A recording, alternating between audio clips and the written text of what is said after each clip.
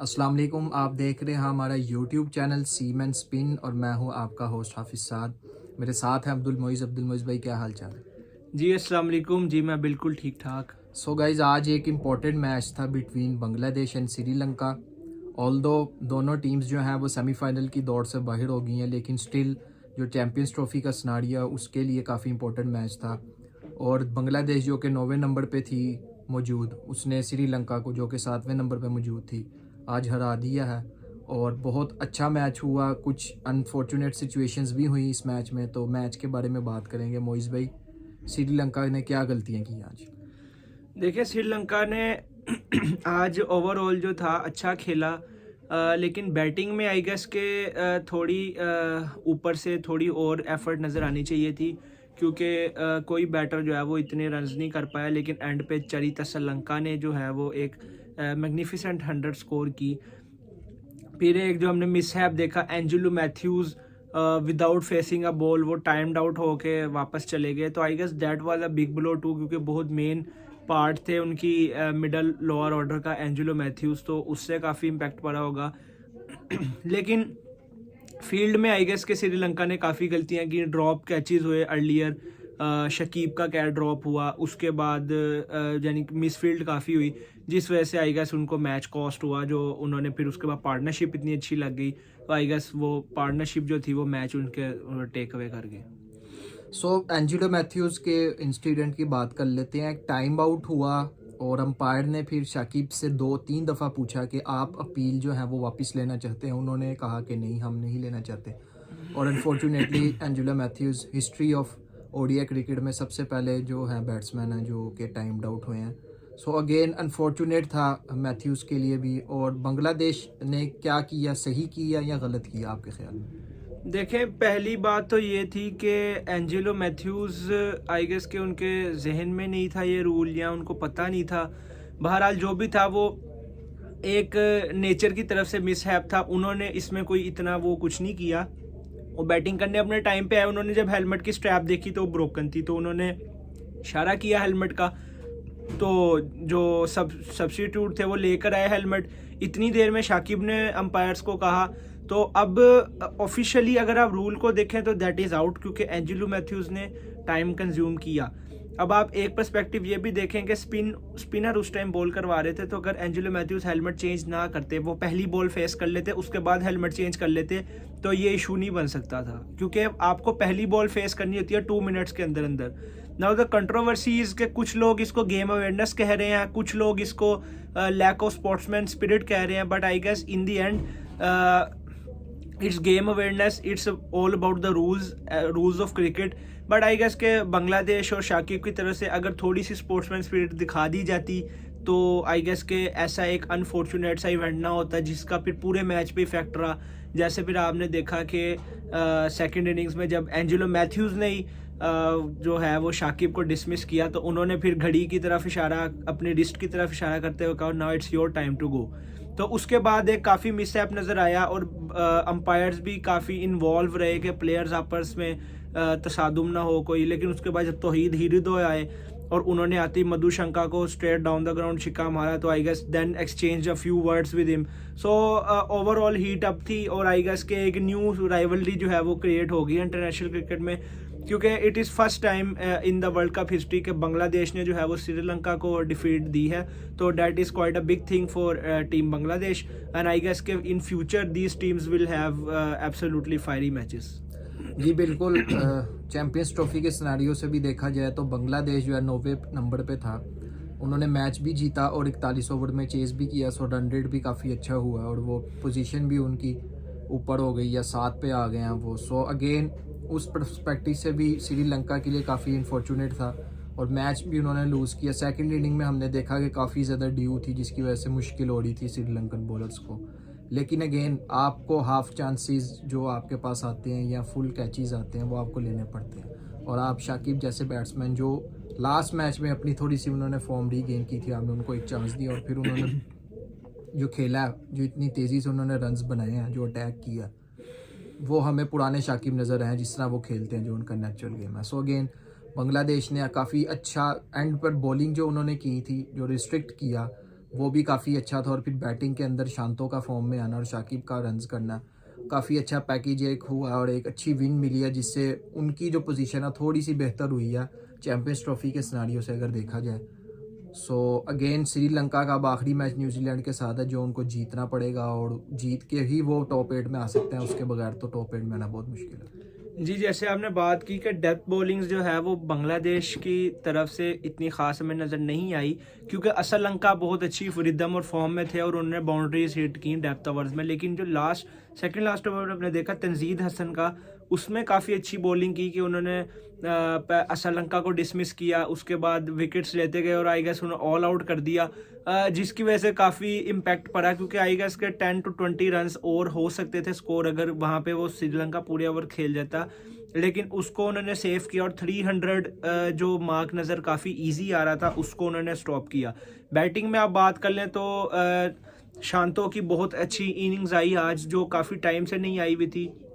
शकीब के पाकिस्तान के against 40 odd runs आए थे, लेकिन उसको वो कन्वर्ट नहीं कर पाए थे। आज उन्होंने कन्वर्ट किया, सेंचुरी के करीब थे लेकिन अनफॉर्चुनेट रहे, लेकिन played a vital role. Bowling में भी आज हमें शकीब की अच्छी परफॉर्मेंस नजर आई, उन्होंने 2 विकेट्स ली, और बैटिंग में भी आज शकीब, तो पुराने शाकिब का थोड़ा कलर नज़र आया हमें आज। उसके बाद जो नीचे छोटे छोटे कैमियोज खेले, महमूदुल्लाह, मुशफिकुर रहीम, तौहीद हिरिदोय द फिनिशर, तो उसके बाद बांग्लादेश जो है उन्होंने इजीली मैच को विन किया और आई गेस के अब वो एक काफ़ी सिक्योर स्पॉट पे हैं जो इस टाइम पॉइंट्स टेबल है उसमें। सो देखते हैं कि लास्ट मैच उनका, क्योंकि श्रीलंका का न्यूजीलैंड के साथ होगा, जो न्यूजीलैंड के लिए भी काफ़ी इंपॉर्टेंट मैच है, और बांग्लादेश का ऑस्ट्रेलिया के साथ होगा। सो अगेन उनको भी नज़र आ रहा होगा नीचे, क्योंकि नेदरलैंड्स और इंग्लैंड भी हैं जो कि उनका आपस में ही मैच है, तो जो टीम वो मैच जीतेगी वो भी टॉप 8 में आ जाएगी और फिर इन दोनों में से एक टीम नीचे हो जाएगी। सो अगेन बांग्लादेश को भी सिनारियोस पता होंगे लास्ट मैच से पहले कि हमें हमारी क्या पोजीशन है और हमने क्या मैच खेलना है। अगर जीत गए तो फिर हम ऊपर आएंगे, अगर हार गए तो बाहर भी हो सकते हैं।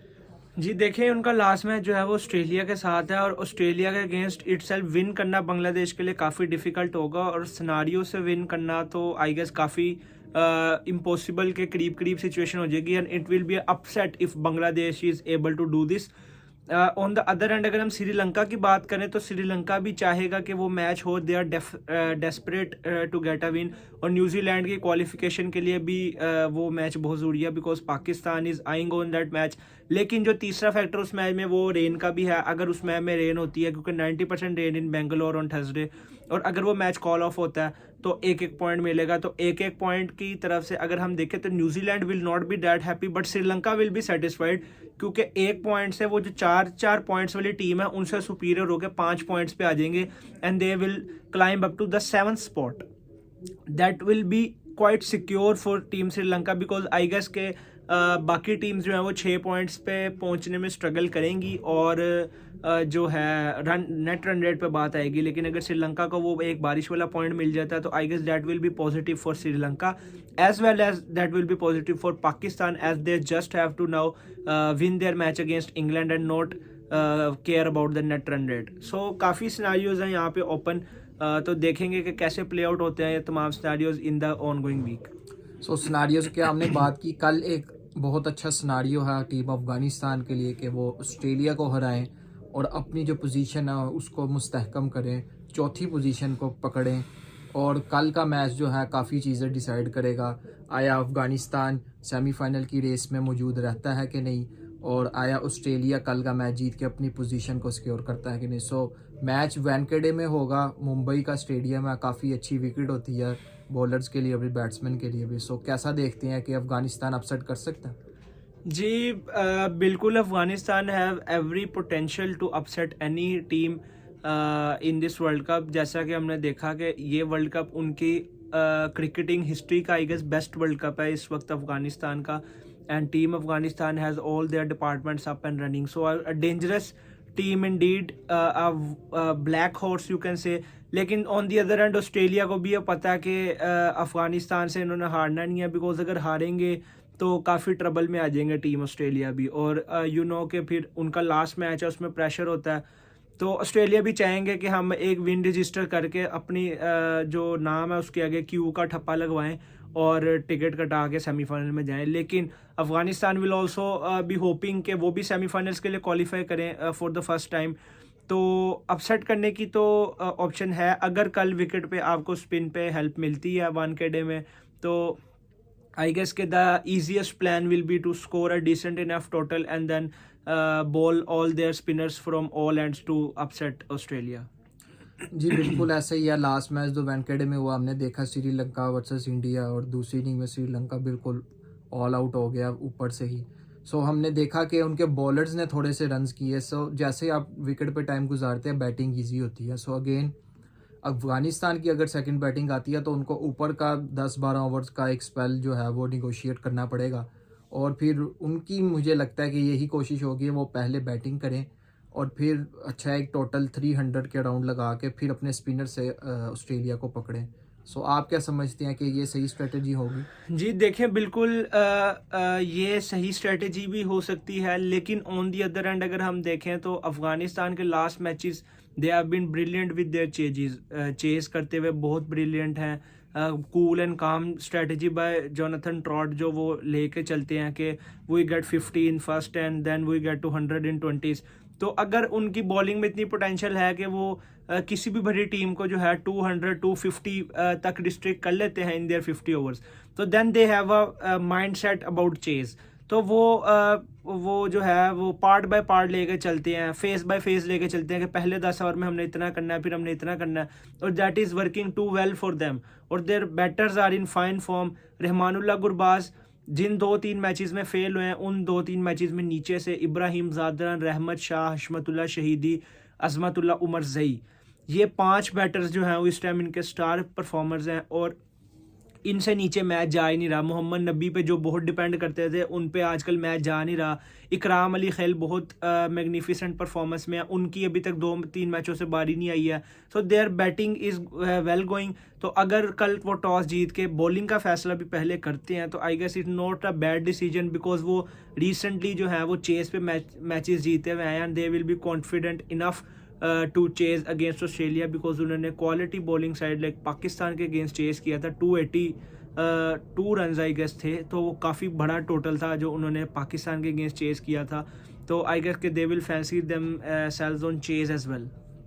जी बिल्कुल, आपने बात अच्छी की कि 250-280 के रन्स तो उन्होंने चेस किए, लेकिन अगर ये टोटल 300 क्रॉस करता है तो फिर थोड़ी सी मुश्किल मुझे लगता है कि उनको हो जाएगी। और फिर उनके लिए ऑल्दो वो बैटिंग तो अच्छी कर रहे हैं और नीचे से, लेकिन अगर ऊपर से एक छोटा सा कोलैप्स होता है और जो टॉप 4 बैटर्स है जो फॉर्म में है वो आउट होते हैं तो फिर काफ़ी मुश्किल हो जाएगी अफगानिस्तान की। जी, जब 300 प्लस का टोटल बोर्ड पे होता है तो then they depend a lot on Rahmanullah Gurbaz के एक फायरी सा स्टार्ट, एक अग्रेसिव सा स्टार्ट हमें मिल जाए, और उसके बाद फिर जो है यानी कि जो एक किक स्टार्ट उनको मिल जाए फिर वो अपनी नॉर्मल रूटीन पे खेलते हैं।